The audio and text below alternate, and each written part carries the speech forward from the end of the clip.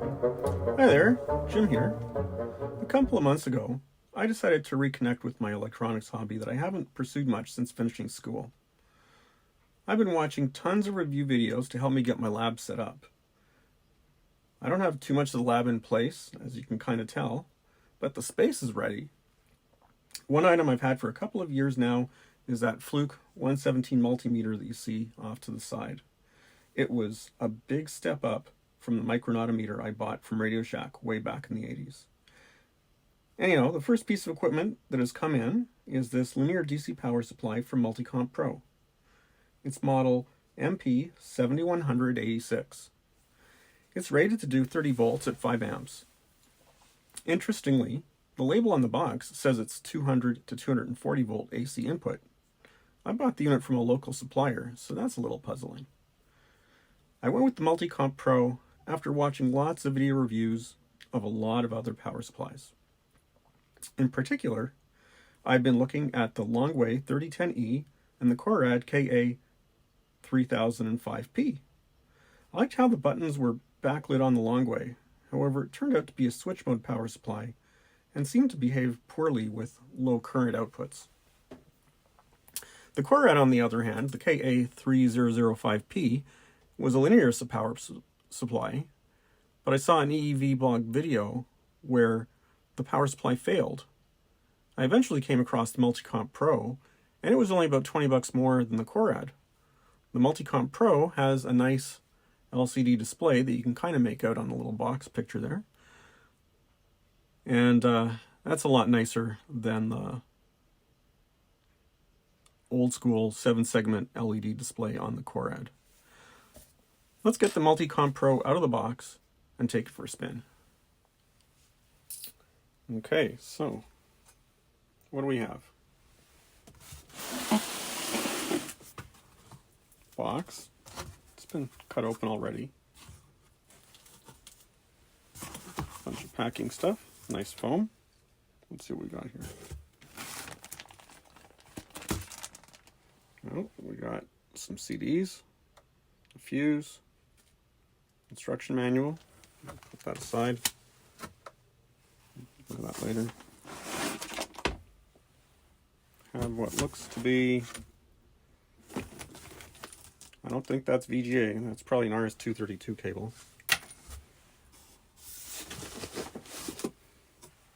Another USB cable. Got a million of those. And a proper North American plug. So that's probably a good sign that it's not really a 200 volt device. Now we gotta figure out how to get this out of the box. Okay, well, good thing there's a handle.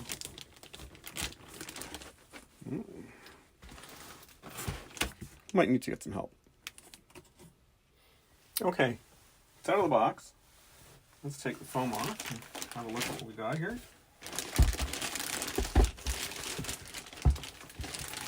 Okay, that's nice. Got the bag all twisted up at the back there.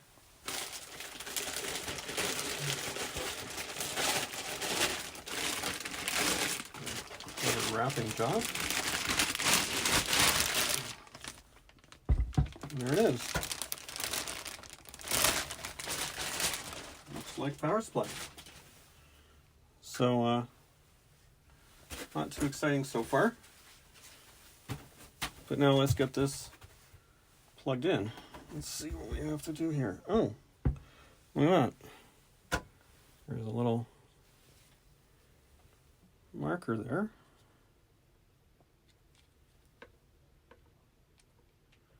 Oh, not 120. Sorry, not 200. It's a 110, 120 volt power supply. So it looks like that ought to do the trick. Okay, that's a good thing. Okay, so the power cord. Let's peel this off. Okay. Oh, I really want to make sure you pay attention to this label. It's not going to just fall off. Well, that's kind of messy. Well,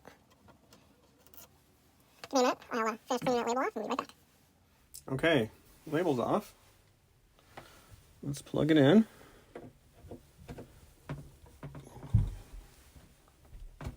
There we go. Turn it around. Let's see what we got.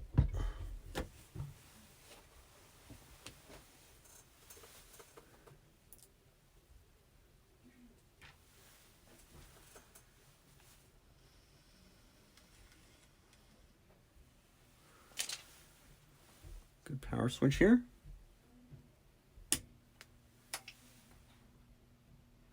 Well, that's fast. That's a good sign. I like that. Well, I guess now we have to do a little bit of exploring here. That knob. Sets those controls. You can set the voltage. Amps. Over voltage protection. Over current protection.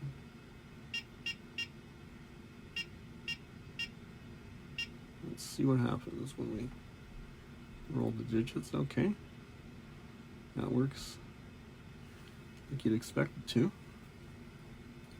Okay, well, this isn't going to be too exciting until we get it hooked up.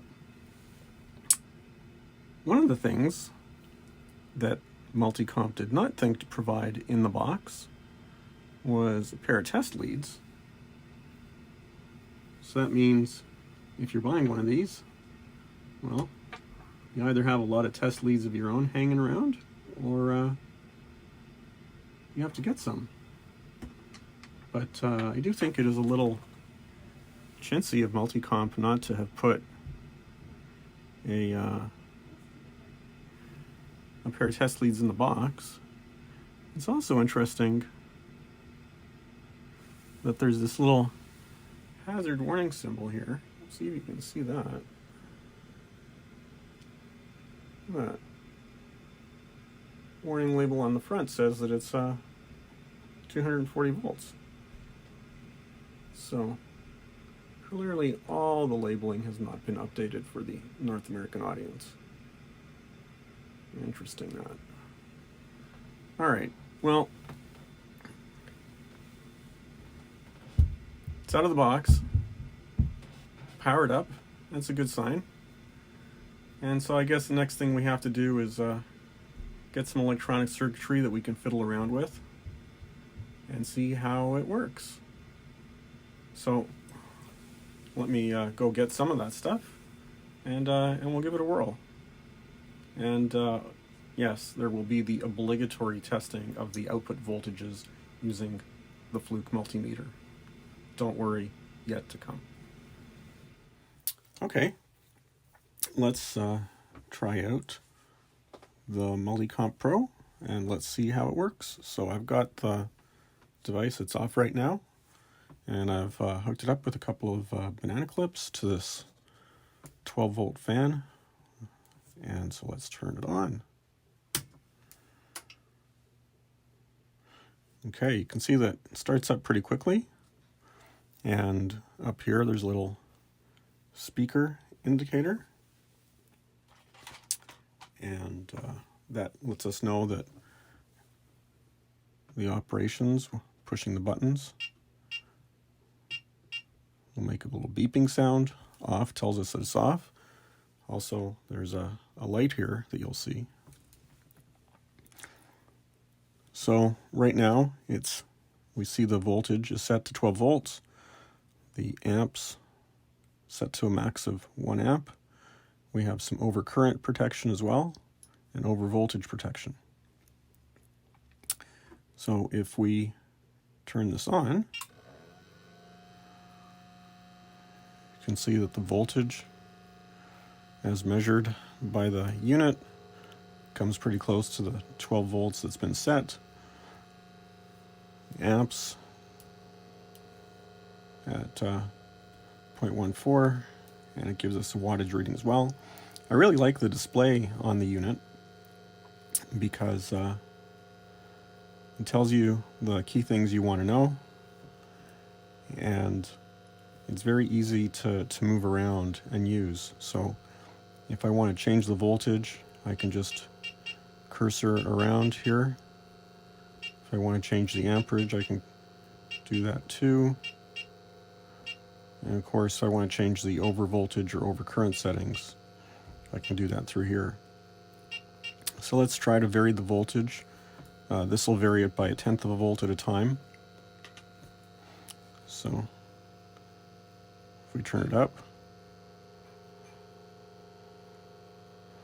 see it going up. And you might be able to hear the fan speeding up.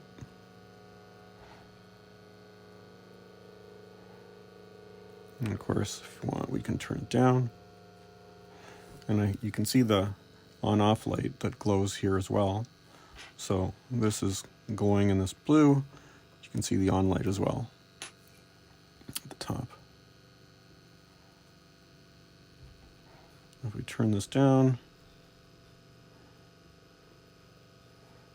we'll see that it's going to spin slower and slower. I think this particular fan is going to stop spinning somewhere around 4 or 5 volts.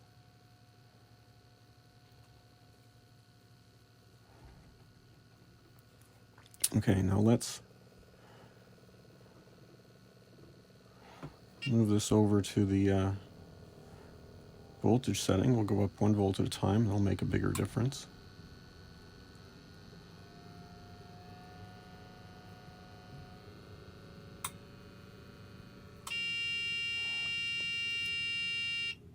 Now you can see what's happened is I've taken the voltage above the 15 volt limit that I set, and so even though, and this is kind of a little odd, even though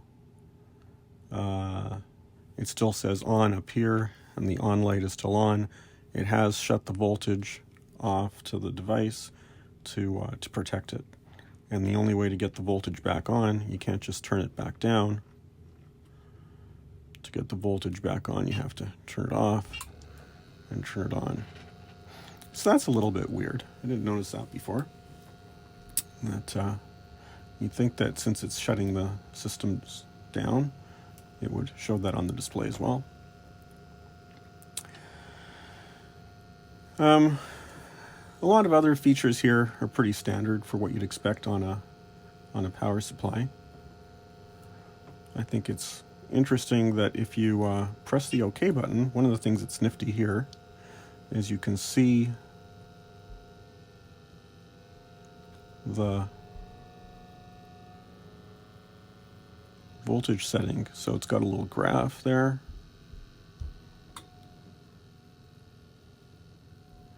And it'll graph the values that it's read back.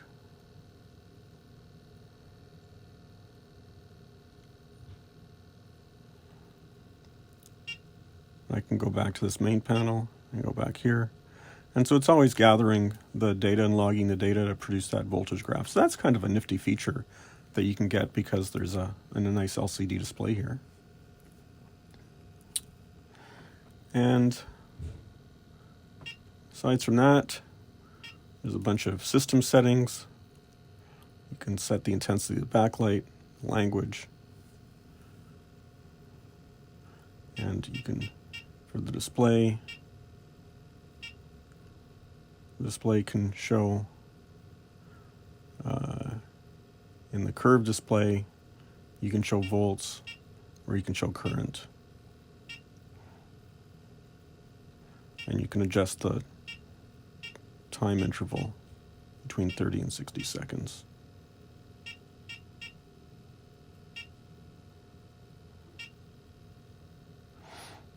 Then, whoops, I don't want to do that.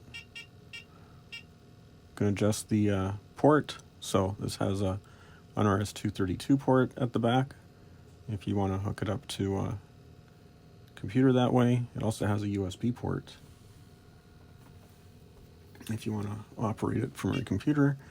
And then in system settings, tells us the model, current version, and serial number.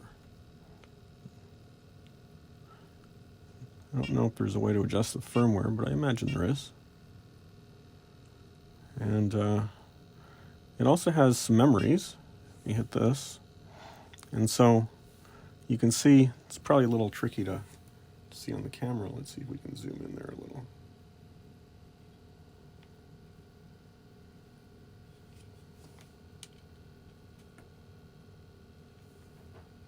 So you can see there's 5 memories. And for each of the memories, you can set the voltage, the current, and then the over voltage and the overcurrent. So right now, I have it set to memory 2, and so the voltage is set to 12 volts and 1 amp with what you saw, the 15 volt over voltage and a 2.1 amp overcurrent protection. And so it's neat that you can see all the memory parameters here. Now, the one thing that I have to admit is a little irritating is that when you need to go in to edit them, you can edit all the settings, but you kind of have to edit these digit by digit. You can see you got to go over, and it can be quite time consuming. And I haven't found a way where I can set something on the main display here and then transfer that to the memory. Maybe I should read the instructions. And then of course, if you want key lock, we'll lock out the buttons. So, bit of an annoying sound, but you do see the little lock icon there, so that'll prevent any accidental changes. And that all operates the way you'd expect it to. So everything here operates the way I expect it to. And of course, one of the things I can do is I can also drop the current down here.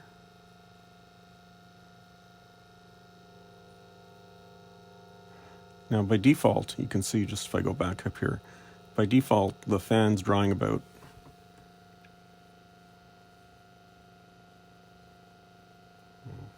140 milliamps. Let's get the fan back in the picture there. And so if we drop this down, let's drop it down to about 200, and we'll go here. We'll start to bring this down. We'll start to torture this fan a little bit. So as we bring this down, this is going to switch over from constant voltage. So you can see now that we brought it below the threshold that it wants to draw. We're into constant current mode. So it's done that automatically. And I can bring the current down. Of course, that's doing all kinds of weird things to the fan. You can hear the protection circuitry and the power supply getting a little bit unhappy there.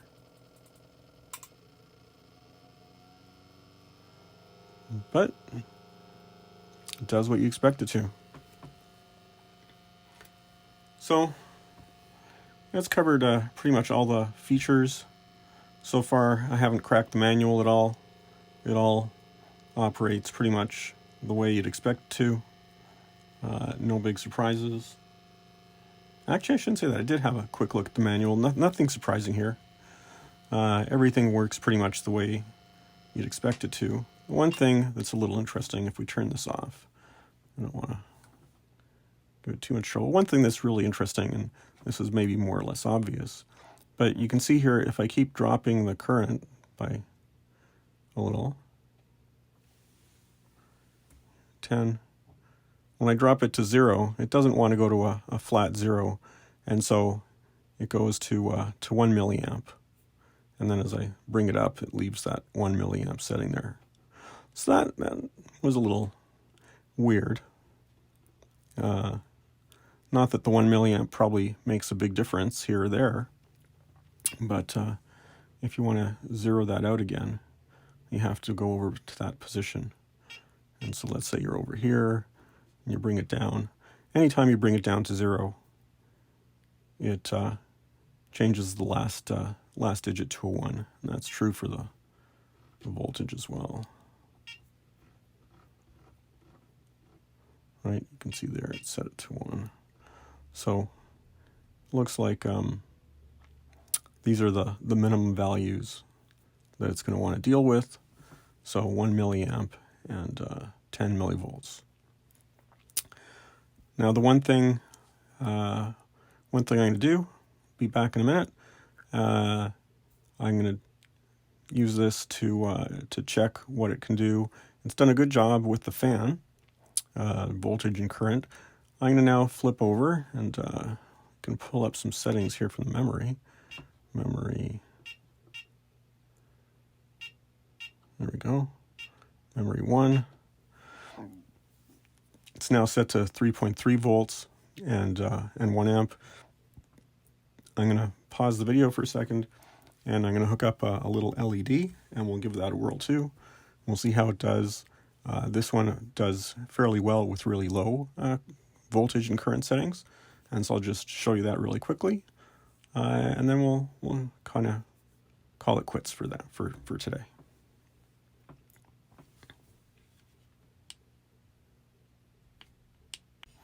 All right, so I've got a little green LED hooked up there. I'm set right now to 3.3 volts and 1 milliamp. Output's currently off. Turn the output on. And then we flicker there. Yeah, if you notice, there's a little bit of a flicker there, so clearly when we're turning the output off, we're getting a little bit of a little surge of current going through there. That could be an issue if you really have a sensitive circuit. Now let's take the current up a little bit here, 2 milliamps. I don't know if you can tell, but the LED is starting to come on, 10 milliamps.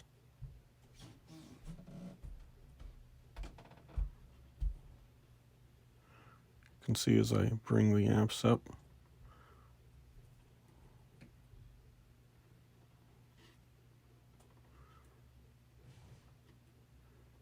wants to kind of settle in. So it does get brighter and brighter here, kind of bringing it up really slowly. Sending a lot of current through there right now. Really wants to pull through a lot of current.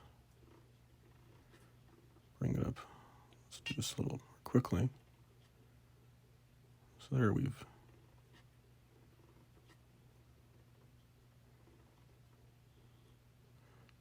okay, somewhere around 200 milliamps is where it's wants to settle. That's what it wants to draw by default. And of course we can see that we can get a little bit of illumination out of the LED, even at 20 milliamps. Can bring it out down really low. So there we're at 1 milliamp and the LED has nothing at all. And there we are. You can kind of maybe see on the video that it's starting to light up there at 5 milliamps. So it's pretty good performance there. That actually that's 2 milliamps. It's still glowing a little there. 1 milliamp seems to be completely off. So it's pretty good that it operates and has that control right down to very low current settings. That's something that's nice to see, because I saw a bunch of other reviews and really they weren't able to limit their current very well down at these really low settings. So that's nice to see. But I'm a little bit perturbed by that brief flash you see of the LED as you turn it on.